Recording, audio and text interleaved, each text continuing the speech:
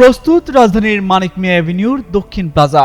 ইনকলাব মঞ্চের মুখপাত্র শহীদ শরীফ ওসমান হাদিকে এক নজরে দেখতে সেখানেই নেমেছে মানুষের ঢল।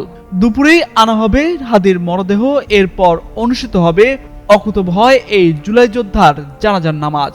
হাদির জানাজার নামাজ পড়াবেন তার বড় ভাই আবু বকর সিদ্দিক। শনিবার দুপুর 2টার দিকে মানিক মিয়া এভিনিউতে অনুষ্ঠিত হবে তার জানাজার নামাজ। ঢাকা মেডিকেল কলেজ হাসপাতালের নিউরোসার্জারি বিভাগের চিকিৎসক ও ন্যাশনাল হেলথ অ্যালায়েন্সের সদস্য সচিব ডাক্তার মোহাম্মদ আব্দুল আহাদ এ তথ্য জানিয়েছেন। তিনি বলেন, দাফন হবে জাতীয় কবি কাজী নজরুল ইসলামের কবরের পাশেই। প্রধান উপদেষ্টার প্রেস উইং থেকে বলা হয়েছে, শনিবার দুপুর 2টায় জাতীয় সংসদ ভবনের দক্ষিণ প্লাজায় শহীদ ওসমান হাদির জানাজা অনুষ্ঠিত হবে। ওসমান হাদির জানাজায় অংশগ্রহণের জন্য বেশ কিছু শর্ত জুড়ে দিয়েছে সরকার।